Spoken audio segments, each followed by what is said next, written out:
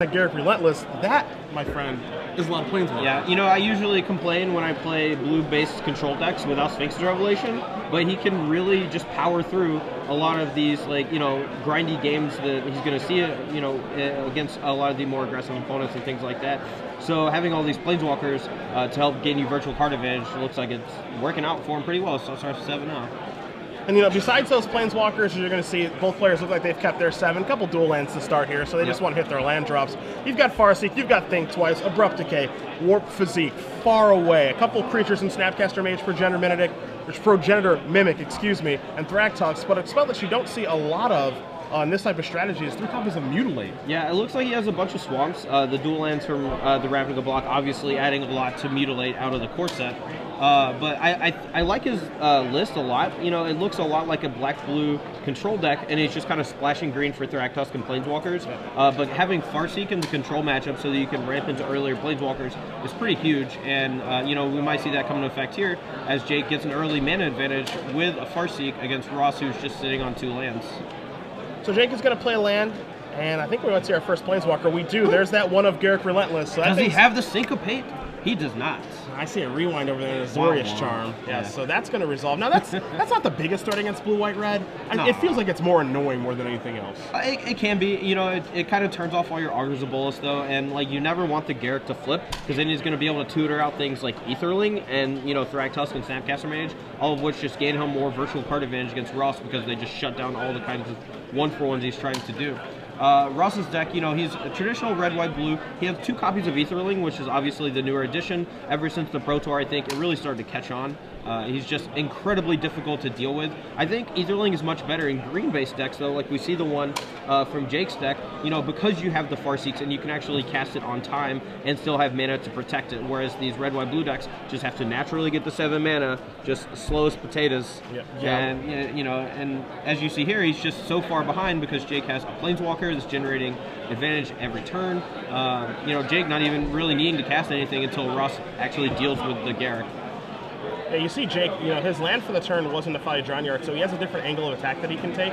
You're actually going to see him drown Ross. There's an Azorius Charm, a Hallowed Fountain, and an Aetherling. But as you said, Jake doesn't have any reason to commit anything to the board or run it into a counterspell or anything. He's got 2 angles of attack right now. He's got a Planeswalker that's problematic. He has a Drown Yard that can slowly but surely take out Merriam's library. It can give him a little bit of options with a Snapcaster Mage that Merriam may have in his hand, but, you know, it's going to chop down his library and actually cut off some of his options too. Yeah, so Ross here actually, you know, holding back for the Restoration Angel. I'm not sure I really like the attack from Jake, unless he has like a good follow-up, and it looks like another Garrick is going to come down next turn. But, you know, Ross, it looks like he played it at the end of turn, actually. So it looks like he, I mean, if you're Ross right now, too, as you saw him play at a turn instead of, like, play it and then block with it, you don't really have a good idea of what's in Jake's deck. You know, so you're like a little, I guess timid is the word I would use to say, you know, all right, I'm gonna pounce on your thing. Whereas, you know, if he pounces on his thing, then the shields are down and Jake can resolve a different Planeswalker, which I don't think Ross wants any part of. I think he's already having enough difficulty dealing with this one. Yeah, I mean, Ross really didn't want to leave himself vulnerable to anything, holding up the rewind throughout the entirety of the turn. That allows, even though he misses eating a wolf, he doesn't have to face down Big Garrick right now, which is basically what would have happened. I guess no, because he would still have Garrick in play, so that's just false. And he's doing okay, as you see Tameo as the draw there from Jake. But, you know, Ross, again, as you said, he has the shields up. You know, he took some damage. He's going to take some more damage here and move down to 8. Yeah. But this is basically an example of him using his life total as a resource, because now Angel can actually stand tall moving forward after this turn, and he's got a rewind for a Planeswalker. Right, and it looks like he has a Sphinx's Revelation too, so, you know, I feel like Jake probably should have just cast something here, you know, Tameo or a Garrick. You know, it's hard to say whether or not you should, but if you give the Flash deck too much time, does he even have 4 cards in hand? We're going to see a Warp Physique. That's a good question.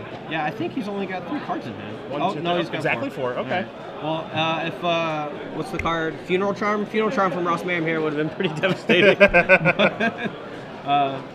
Unfortunately, it's just a rewind, but probably going to have an end-of-turn Sphinx Revelation. This Tameo look like it's going to do a little work against that Angel, though. And the question is Jake Taft willing to pull the trigger on one of these Planeswalkers? Because, again, that Ross is exactly where he wants to be. I know you have a lot of experience with blue, white, red. This is a very comfortable feeling of having 6 mana and, like, this Restoration Angel and basically making your opponent make a decision on what do I think my opponent has in his hand. Yeah. You know, what does Taft think Merriam has? As he's leading out with a Snapcaster Mage here, he's going to play a Warp Physique. It's going to resolve. Yep. And it looks like Jake's going to crash in for 6, putting Ross down to 2. But Ross is just going to go right back up to 5, draw 3 cards, maybe hit a Supreme Verdict, maybe something else to stabilize. But Ross, you know, if he doesn't have, you know, that many, he has 3 copies of Supreme Verdict, but it didn't look like he drew one. So this actually could just sort of fall apart here. You're going to draw 1 more card. It's an Augur Bolus. That can get in the way. That's basically 3 more cards. Yeah, you can dig a little deeper. All right, so let's try to hit that Supreme Verdict. Looks like Land City. So I know you're new to SCG Live. That's what Augur Bolus does. No, I know. You look at 3 cards and put them on bottom. Organize them on bottom. Okay, good. I'm not you know, experienced in the SCG Live version, but I've seen the real life version. Okay. So I know all about that. Yeah. You've cast your fair share of Augurs, I believe. Yeah. As Pillar of Flame is going to take out a wolf now, so he's just basically trying to 1-for-1 with a bunch of removal, which I mean, that's not where he wants to be. Yeah, he does have a Snapcaster Mage here, which looks like he's going to just Snap Pillar, take care of another wolf.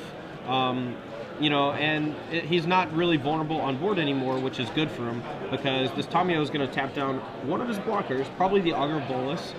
Jake could, you know, just play Garrick, try to build his board a little more, since Ross can't really attack the Planeswalker with his creatures, but it depends on whether he wants to get aggressive or not. And it looks like he does. Now, if you're Taft in this position, do you want to get aggressive, or do you want Garrick on the table?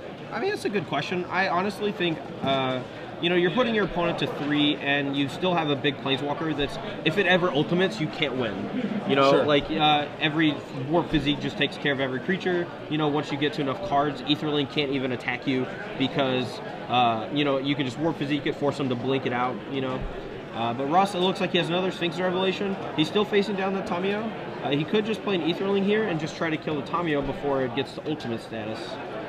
Yeah, I mean, the tough part here now is that now we're starting to play a main phase game, right? Where, you know, if he plays an Aetherling, then Taft is going to slam down a Garrick, and now your Aetherling is going to have to work like double or triple duty to start taking out like Planeswalkers. And does he have enough mana to go, you know, unblockable, kill your Planeswalker, flash it to be able to block, and then take care of your other one? That's the question you have to ask, and we're going to find out. Yeah, because I actually think Jake has another Snapcaster Mage in hand. Okay, well, I saw a blue card, I thought, and it would have been really. Actually, he does. He could have end of turn Snapcaster Mage, tap targeting the Aetherling, and then attacked Ross for 4, and that would have killed him unless, you know, Ross had one of his other Azorius Charms.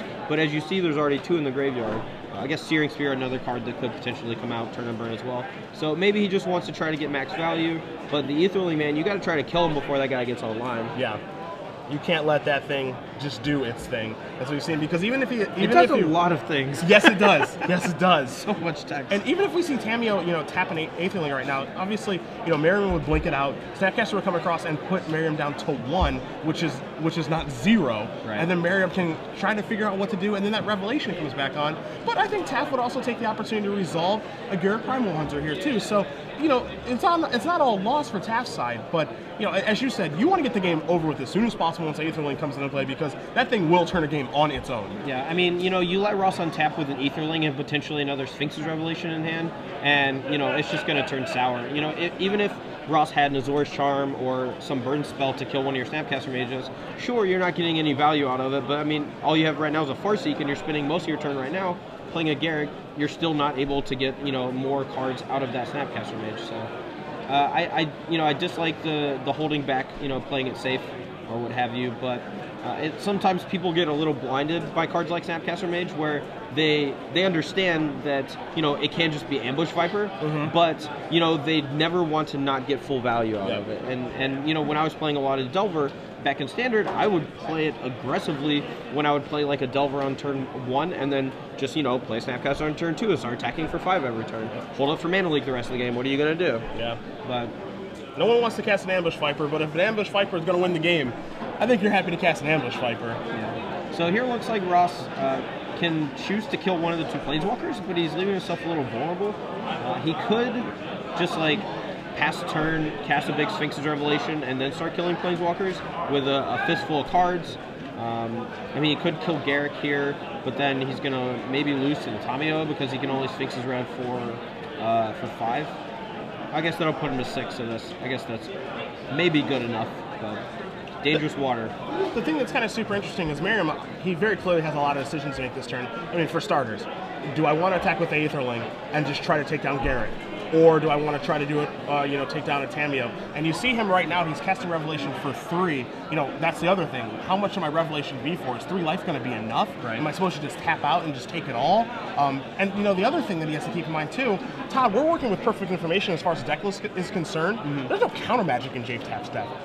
But if you're Merriam, you're probably scared of like Syncopate or Dissipate or some sort of counter spell. Whereas we know there's none in here whatsoever. There's a lot of Planeswalkers, a couple of creatures, and then some removal spells. So there's a lot he has to think about. As he's going to take down the Garrett, he's going to blink this out and pass the turn. Yeah, but I mean, it looks like, Jake's just going to cast Snapcaster here, use Tamiyo, tap the Aetherling, and he's got lethal in play.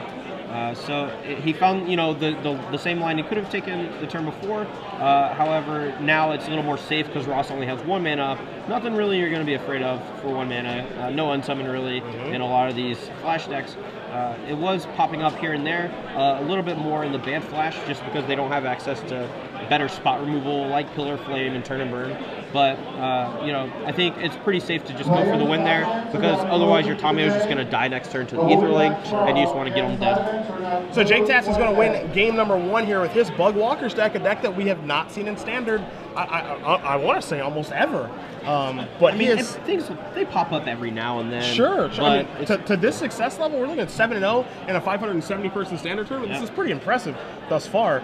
Merriam down a game with Blue Red Flash. We're going to go over his sideboard first. I know you have it in front of you as far as, what he can do to basically shore up things against Planeswalkers. Right. So I know if you were looking at the game, Supreme Verdict looked like it would have been very good. However, it's not great when you're just facing down a bunch of Planeswalkers from the opponent's side. He had a Garrett Relentless making a bunch of guys. He has potentially Garrett Primal Hunter making some beasts. And I think those are the only 2 that make creatures. But other than that, the only creatures that Supreme Verdict can really kill are Thragtusk, the Snapcaster Mage, and then the 1-up Progenitor Mammoth, which is probably getting sided out. Obviously, Ross doesn't know that, perfectly, but I think he's looking to be siding out the Supreme Verdicts. I think he's smart enough to figure that part out. I think he really wants Jace Memory Adept to just try to match on card advantage, as well as killing his opponent's Jaces, potentially just milling him out if he has no way to really attack him to death with an Aetherling since he only has 2. But I think he's just looking for more win conditions. He has 2 negates that he's 100% bringing in since he saw so many of those Planeswalkers from Jake's side. But I think other than that, it looks pretty standard. Just going to side out some removal, side in some counter spells and Planeswalkers. Yeah, we take a look over here at Jake Taft's side. More Planeswalkers, honestly. He's already got 2, 4, so 6, many. 8. Now he's got 9 to start with, and he's got 2 more that are really good in this match. And this is the way that people used to beat Blue, White, Red, or when the mirror was Jace Memory Adept. He has 2 of those to bring in.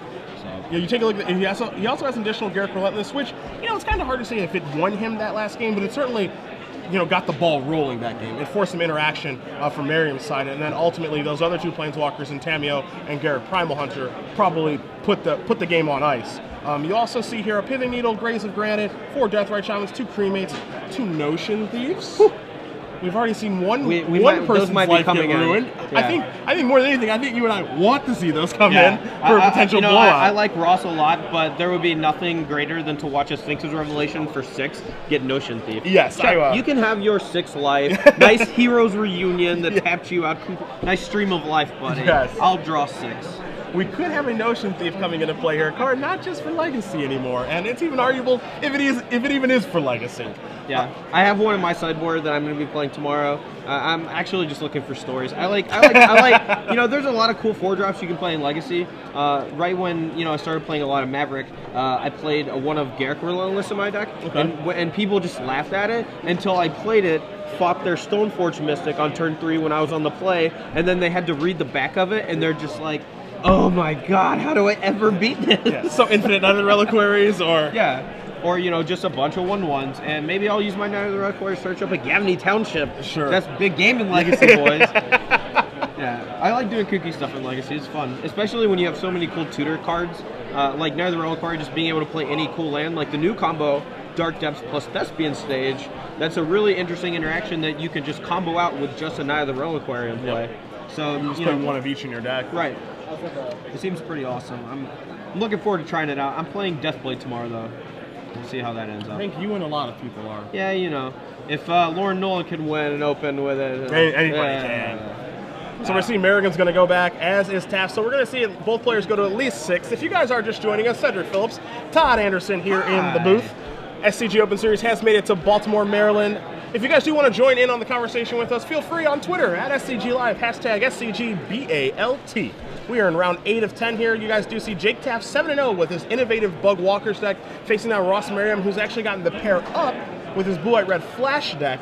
So we'll see. We see a face that we're used to with Ross Merriam, kind of a grizzly face. Yeah, a grizzled veteran of the Open Series. I think he should just shave into a Doom Rider. All he's got to do is shave the chin hair. Yeah. It would just be the Stone Cold. Ross, a big fan of his beard. Jake without the facial hair, but Jake with the better record. And a Broncos fan. So we'll see as he's already up a game here. Again, his Bug Walkers deck is a deck that, he's been telling us about on breaks. I'm 7-0. You guys should do a feature match on me. Jake, you got what you wanted. You're under the lights, and you're up a game, my friend. And if he wins, we could probably see a double draw into the top 8. So yeah, that would be awesome. And this is a very innovative list from Jake. We haven't really seen a whole lot of decks that do this all Planeswalkers all the time. That kind of strategy was popularized by Lewis Laskin a few years ago with the Red, White, Blue Super Friends deck, which was like Jace the Mind Sculptor, Gideon Jura, and just like a ton of other, good Planeswalkers all in the same deck.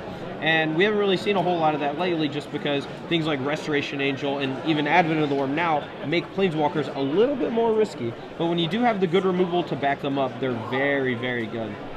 So we're going to see an Augur of Bolas here. The choice is between Negate and Sphinx of Revelation, and Revelation is the worst of the two. Yeah, clearly Negate more powerful than the Revelation already in hand, seeing as Ross cannot beat a Planeswalker. Yeah, it's pretty difficult. So Negate is going to be working overtime in this match, as Augur of Bolas, is going to come across for 1. Taft going to play it in Drowned Catacombs. Here's a Garruk Relentless, and now we're going to see if Merriam cares about this. Yeah, he's got a Restoration Angel. If he fights, he's going to blink it and then just attack and kill Garruk. That's exactly what you see. Full value, still sitting on a Syncopate and a Negate. Ross, I find it very hard for him to lose this game, seeing as Jake is just sorcery speed tap out deck, basically. Yeah, he certainly got up good with that Restoration Angel. You see a Supreme Verdict drawn. Resto's going to take down Garruk, 1 from the Augur, and if you've noticed one thing, Augur has hit both times, which means the world is going to explode after this is over. And these are the games where Flash wins, is when their Augur hits, and then they lose every other time when it bricks, because you're playing, what's the 1/3 for a blue and a white? That's a Lumen Grid Warden. Lumen Grid Warden. Was that the OG? I think they reprinted it in a different form. I'm not a huge fan of things like Gnarled Mass and Lumen Grid Warden. And very often you'll see like cards in Standard that have all these sweet abilities that are just completely irrelevant. And then you just end up playing 3/3 for 3, like Great Sable Stag against random, Jund deck. Against any non-fairy opponent. Yeah. And it wasn't even that great against fairies to begin with, honestly. Oh, come on. I mean, they made a pretty simple adjustment by playing Lightning Bolt and racing them. Yeah. We don't have to like it, but it's the truth. That's true. The mana was worse, though. That's true. That's true. So you saw Merriam cycle an Azorius Charm, build a little bit of velocity, draws a card for the turn. It's a Hallowed Fountain. He's going to come across with Restoration Angel and Augur of Bolas. Taft looks like he's having a little bit of land troubles here. He does have a Jace Memory Adept in his hand, but pulling the trigger on that right now, it seems pretty tough to do. Yeah, looks this empty Snapcaster Mage, as it were. Gonna get a little aggressive, I guess, but it's not looking good. He's got a Thragtusk, which he can slam, but honestly, you can't just hold your entire hand against Flash. You have to run them out of counterspells eventually. Like right now, he's in a tough spot. It's not like he's got a ton of cards that will be able to suddenly take down Ross Merriam, at instant speed. He decides to play Warp Physique at the end of turn after taking the damage, which is a little strange. If he was going to do it, I think he should have just killed it before he took the damage, since he's already at a pretty low life total. Ross's deck does have burn spells in it. So we see Jake does draw a Progenitor Mimic for the turn. You see the Thragtusk in his hand as well, and I agree with you. And you're not going to get anywhere against the Flash deck by not casting spells. This is exactly what they want to happen. Yeah, they want you to just pass the turn so that they can cast Sphinx's Revelation for a literal billion. And, they're going to be up on cards, up on mana, and even up on board because you didn't do anything to progress the board state. If you were forcing him to counter all these spells every turn, he wouldn't be able to have that one extra window to Sphinx's Revelation for all of it. And it looks like now he just wants to do it for 3. And now he's going to try to Notion Thief, and Ross says, I do not think so. Ross was ready, man. Yeah. He knew there was something going on over there. And we actually saw earlier, Todd, when we had Ross on camera against AJ Kerrigan, and that he never, ever did anything with his revelations that was just like, yep, tap them all, rev for haha, a million. You know, he was always leaving a lot of mana untapped. It was typically 3 mana he was leaving untapped for syncopates, for dissipates, for negate plus dispel to represent a lot of different things. And you see him being able to counter that Notion Thief for no blowouts, untap, play an Aetherling, and we're going to be moving on to a third one in just a moment here. Yeah. So here's a Thragtusk, which I think Ross is probably okay with, but how about Snapcaster Mage? Get a Syncopate back, counter that, and let's move to a third game. Yeah, so obviously, you know, Ross very dominant in that game. He did the standard, you know, draw, go, counter everything you do. Whenever you decide not to do something, you know, flash in this Restoration Angel, you know, using that to kill the Garruk. And then Jake, you know, trying to hold up for that Notion Thief for the majority of the game really cost him a few turns where he just passed, and Ross was able to, you know, capitalize on that mana advantage, because one of the benefits to playing a flash deck is that, just like fairies, you do everything on your opponent's turn that's relevant. And if you need to do something on your own turn, like cast Pillar Flame, you're not really leaving yourself vulnerable because those spells cost so little mana. But yeah, we saw it in years past with, as you said, with fairies, with a card like Deathmark against green decks. Agony Warp was like their removal spell of choice. That's just a 2-mana spell, but it was an instant too, you know. And then, you know, if they had to tap out on their own turn, it was for some just big splashy effect, like maybe a Damnation or something, you know, something awesome. Fairies was so long ago. I can't think of all the awesome cards. That you know exactly what they cast against you every game you played against fairies. It was always Agony Warp. It was always Terror before Agony Warp. Yep. It was always Remove Soul before when I don't know. Yeah, and I mean, now you look at the threats that basically Merriam's deck and the Flash deck is the exact same thing. You know, if they're going to tap out mana on their turn, it's going to be for something that's completely awesome and worth tapping out for. In this case, it's an Aetherling. Yeah. You know, that's where we are in the format. So, I mean, I think before it was pretty evident that Restoration Angel just wasn't really enough to finish games. You know, for a long time, that was the win condition for Blue, Red, White, Flash. They would just, you know, play a couple Restoration Angels, but now there's so many green decks with so many Thragtusks, it's really hard to try to race those decks with just Restoration Angel. But Aetherling comes down to a little more expensive, so it's worse in the early game. But once you hit that, you know, point where you can cast it, protect it, or even cast and hold up a negate. Or, you know, like as you saw, Ross had a Cavernous Souls named, you know, Shapeshifter on Cavernous Souls and just cast the Aetherling without fear of a counterspell, and the game ends in just a few attacks. The biggest part, though, is that there's basically nothing you can do against an Aetherling in Standard to actually kill it with a 1-for-1. Unless, you know, your opponent just so happens to completely tap out on turn 6 and cast it, but that just basically never happens unless they need a blocker and they're going to die otherwise. Yeah. Or they just know that they're playing against a deck where they can just cast it on their turn with no mana up, and there's no way for you to punish them. Yeah. Like, you know, against a red deck, I think against red you can probably do that, because like it's got 5 toughness. You know, maybe you have to block with it, maybe you don't, but there's no way for them to actually punish you for doing that. I mean, if you decide to block, sometimes Goreclan Rampager can get a little frisky. That's true. But looks like we're on to game 3 here. Jake's going to be on the play. They both kept their opening 7. Looks like it could be a good game. Yeah, so that we had this happen in the AJ Kerrigan versus Ross Merriam match. It's very telling when someone plays their second land, and it's like a Nefali Drown Yard or a Cavernous Souls. That means they probably don't have a third one in their hand, because they don't want to play that if they don't have to. Right, and I mean, there's a pretty good argument for that, I think, before Shock Lines were printed. Yeah. But now that you have Shock Lines, a lot of people don't want to take that 2 damage. They want to try to draw a land that doesn't deal them damage, so they play the one now that doesn't, even though, you know, it might hurt them later on, like this Nefali Drown Yard. If he just follows it up with like another Watery Grave, then he just all of a sudden can't cast a Garruk Primal Hunter on turn 5 or turn 4 when he has, you know, access to 5 mana. But a couple Farseeks looks like he's in great shape. I'm pretty sure he has another land after this too. Yeah, mana actually looks okay right now, and I think he does have another land in his hand as well, so he's accelerating pretty well. He's actually getting ahead of Ross Merriam pretty quickly, and then he can just start raining down Planeswalkers and force Merriam to have an answer. I really want to see a meme that someone just making it rain with Garruk Primal Hunters, you know? Just making them rain on him. There's a breeding pool untapped, and let's see if he has a follow-up. He has a think twice. Okay. He's just going to cast end of turn. Like that a lot. I don't know about you, but I've seen so many Think Twices cast it in a turn with an opposing Voice of Resurgence in play today. You know, we haven't had that happen once on camera. I'm glad, because it's embarrassing. We have not had any free elemental tokens coming to play on camera just yet. As Think Twice is going to happen on Merriam's end step, Taft is going to untap, he's going to draw. You see a Thragtusk in his hand, and that's how he's going to lead off his turn. Merriam has a Syncopate at the ready. And so now there's a Water Griffin passing the turn back.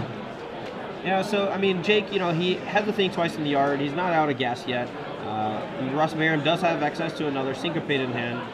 Sitting on a Supreme Verdict should the board get a little out of control. Looks like he has a couple more lands and an Augur of Bulls. So both players have a lot of stuff to do. The Drown Yard from Taft means, you know, hey, I can just win the game without actually having to cast another spell. Puts Ross in a position where he's got to start applying pressure to the board. Yeah, I think the actual like impossibles happened here for Taft in that he doesn't have he has a Warp Physique and a Mutilate in his hand to go along with the land, but he actually doesn't have a Planeswalker. He is going to flashback Think Twice. Merriam's going to let that resolve, and he draws his card for the turn. He's going to untap and draw another card, and that's 2 more lands in Drowned Catacomb and Hinterland Harbor. And for a deck that has 2, 4, 6, 8, 9, 10, potentially 12 Planeswalkers after sideboard, to not draw one just yet, and now Merriam actually draws a Planeswalker? We're in Bizarro land, my friend. Yeah, it's actually kind of funny to me, and this is something that you don't see a whole lot. Both players still have their Wrath of God in their deck. Yeah. So Jake on his side, you know, he's afraid of Restoration Angel and things like that attacking his Planeswalker, so he keeps in his Mutilates. Ross Merriam, afraid of a Planeswalker generating too many creatures, kept in his Supreme Verdict. And it's just a very strange situation. It's definitely not something you see very often. So there's another Defy Drown Yard activation. Dissipate, Land, and Azorius Charmer, the cards that go to the graveyard. You see Taft draws a Snapcaster Mage for the turn, but these are these are poor Snapcaster Mage targets right now. Yeah. I think Ross is really digging to hit, well, I guess his Dissipate, one of his 2 Dissipates was milled over, but he really wants a hard counter so that he can play this Jace without a lot of fear of like a follow-up from Jake and just start milling him out for 10. Because Jace's, you know, 0 ability, much better than the Defy Drown Yard's, you know, activated ability, and just racing. And a Sphinx's Revelation, maybe a little dicey if you get milled a couple more times. You know, maybe you just deck yourself. He also has to kind of be scared, depending on what his hand looks like, of Notion Thief now that he knows that it's an option from Jake Taft's deck. So he's going to take Think Twice instead of that Revelation. And it's kind of funny, if Merriam only knew that Taft's deck contains no counter magic, he would just slam that Jace out there. You're going to see Drown Yard turn over, negate a Think Twice in a land, and Taft is just going to keep on moving along here, draws Think Twice for his turn. Yeah, you know, I don't know who's really ahead here. You know, I feel like Jake could very easily lose control of this game if Ross decides to just slam his Jace. But then he still has a bunch of outs, you know, like 4 of his own, or 5 of his own, 4 of his own Jaces to be able to legend roll Ross's. And, you know, it's just a weird thing where Ross thinks Jake probably has counterspells, like probably negates, and he just doesn't want to play the Jace. You know, he's kind of afraid of, you know, cards like Negate, Dissipate, Dispel. I mean, there's a lot of different, I mean, heck, even like a card like Plasm Capture. You know, there's a lot of things that he may be thinking about that just are not there. Yeah. So a flashback on Think Twice in response to a Think Twice. Maybe just trying to draw, and he hits the Dissipate. Yeah. So it looks like, unless Jake really slams something here that's a little bit better than the Lily on the Valley drew, Ross is going to play a Jace, have Dissipate back up, and the game probably should end, you know, a few turns after that. Etherlink from Ross, also a very potential big problem for Jake. I think Jake's going to lead off here with the Liliana as the test spell, and see if Merriam is going to use Dissipate on that. And I think this is really, really smart. Yeah, I don't think that it's worth it. You know, you just don't mind discarding a card. You have a grid full. The Supreme Verdict is, you know, burning a hole in your pocket, and it looks like both players actually have access to Etherlink here. So, you know, Ross does have the Dissipate, though, and Jake does not have a counter to Souls to name Shapeshifter. So, you know, Ross going to be able to counter it, play the Etherlink of his own, and it's going to put Jake in a really bad spot. Is he willing to pull the trigger on the Etherlink? That's the question. You see him considering his options. He kind of wants to, but it doesn't look like he's going to. And he only has 1 Aetherlink in his 75, so, you know, he's kind of, you know, basically grasping that, saying, I need you, buddy. As you see, Ross is going to knock that Liliana down to 3, and that's part of the reason they let it resolve, Todd, is I think that, you know, his thought is, I can control this pretty well. Right. You know, it's never going to get up to 6. And now we're going to see Merriam cast an Aetherlink through a Cavern of Souls and pass the turn back. Yeah, and Jake is going to have a real tough time actually beating this card. You know, he can play removal spells to kind of slow it down, because while the removal spell doesn't kill it, it does take it out of combat when you have to blink it with its ability. but you know you only have a finite number of cards to do this with. Jake doesn't have access to something like a Sphinx's Revelation to put him ahead on cards so that he's able to just sling a ton of spells with Aetherling and come out ahead. Drown Yard here, not really going to be able to race. You know, Jake could top deck, you know, a way to protect his Aetherling here, maybe a negate of his own or something, but it doesn't look like he really has anything in the way of protection, you know, just a bunch of big spells that he hasn't really been casting. And he draws a Thragtusk for the turn. And again, this is what makes Aetherling so difficult, is normally when you draw Thragtusk, you're pretty happy, but Aetherling doesn't really care about Thragtusk, or anything for that matter, for the most part. So, you know, if he does slam down a Thragtusk here, I wouldn't be surprised to see Merriam just go, that's fine. Like, are you done? And because I just do not care about that at all. Can't attack, can't block. What's not to love? You know, this is, you know, again, Aetherling's kind of interesting because it's a card that you're not going to play 4 copies of, but, you know, it's a card that when it does show up, it defines how games are played, like, moving forward once it's in play. So in that regard, it's almost like it's a format-defining card, or at least a format-defining creature, because as a deck, your goal is to not let that thing get into play.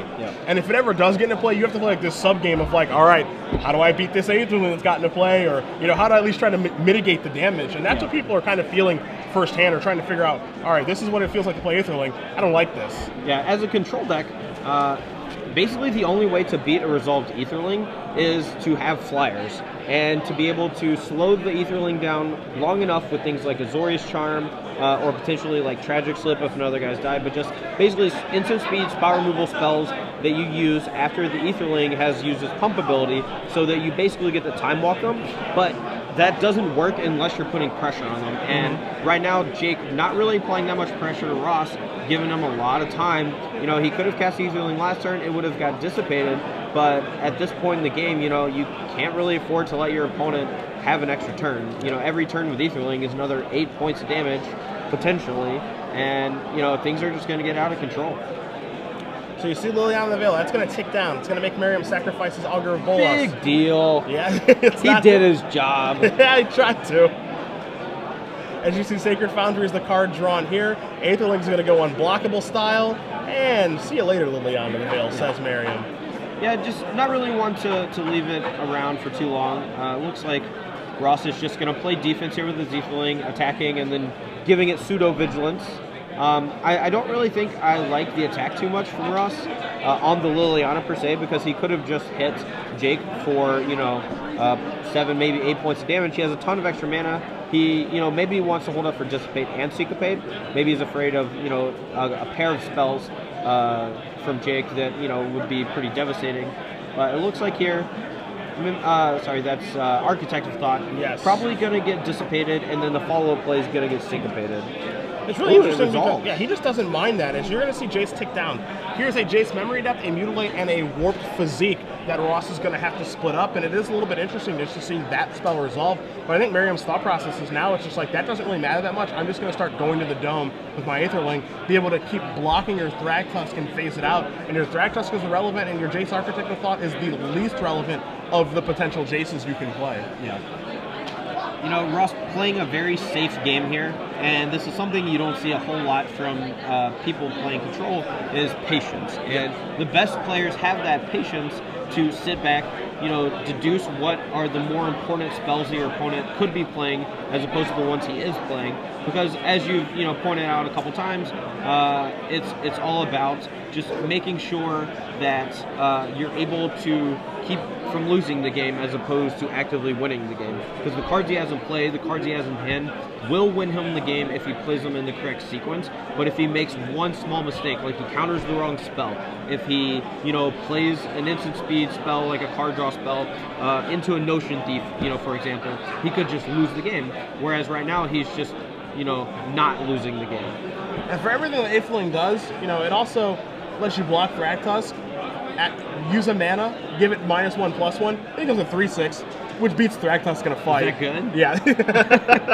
Yeah. It's pretty funny. You don't even have to, you know, block Blink. You just actually get to eat it. Yeah, for some reason I was under the impression you just get to block, blink, attack, blink it out, block, blink. But no, just activate mana, kill your Thragtusk. Yeah. So now this is going to go unblockable. He's just going to eat this Jace. And yeah, he's just refusing to use any resources. Now he might just cast his own Jace, which we haven't seen him do. Or he might just play this patient game of like, yeah, this this again with the Aetherling. Maybe I don't do anything. Maybe I just play my land and say go. As you said, he's playing a very conservative, patient game, but I don't think he has any reason not to. Right. You know, Jake's not really putting up much of a fight here. You know, he's playing, you know, these spells every turn, but none of them even come close to Aetherling. You know, he's got a Warp Physique. I guess Aetherling comes close to Aetherling, but, you know, the fact that he doesn't have a Cavernous Souls in the 75 means that it's never going to resolve against Ross's Dissipate. But it looks like Ross does decide to pull the trigger here with a Jace of his own. He's a little afraid of just, like, getting milled out with the Nefali Drownyard, since things like Warp Physique and various other removal spells could hinder his ability to deal the full 22 points of damage before the Drownyard actually kills him. And I like taking the opportunity to have this be another avenue of victory. You know, get that Jace out there. Now you have two ways to victory: Aetherling damage or Jace milling. And now it puts a ton of pressure on Taft to actually, you know, do something finally. As he's going to cast a Snapcaster Mage here, we're going to see what he's going to blink, as Merriam's going to take a look before he lets this resolve. Looks like he's probably going to target the away side of Far and Away, give him a little bit of Edict action for the Aetherling, forcing Ross to blink it again. And this is going to let Jake actually kill the Memory Adept unless Ross uses this Dissipate. But now, you know, this game looking like it might be becoming pretty close, because Jake's going to be able to land an Aetherling of his own. With only 2 mana up, Ross could only have an Essence Scatter, but he does not have one in his hand. Or in his deck, for that matter. So we might see an Aetherling work here. Again, it's on Taft to actually be willing to pull the trigger on his Aetherling. As you see him kind of considering his decisions right now on what should I do on the end of turn. You know, is Warp Physiquing worth it? Am I just going to Drownyard you, which I am? He's going to turn over a Jace Memory Adept, a Cavernous Souls, and a Snapcaster Mage. Before he untaps, he goes to his upkeep, and he's going to draw a card. Now he's got Ross's shields down. This is where you have to take advantage. Yeah. You know, an Aetherling here from Jake, backed up with a couple of removal spells to keep the Aetherling blinking in and out of existence, might actually be what ends up giving Jake the game. And you see how just like the small turn of the game from when Ross played his Jace, he wanted to make sure that his Jace was able to survive, burned his Dissipate on something like a Snapcaster Mage on just a removal spell that wouldn't even have killed anything, you know, and that's going to, like, you know, Ross is still going to have his Jace in play, but he's going to be facing down an opposing Aetherling while he's at 14. That's just 2 big swings away from killing you. And, you know, Aetherling can't block Aetherling. There's not some magical realm where unblockable means unblockable only except for other Aetherlings.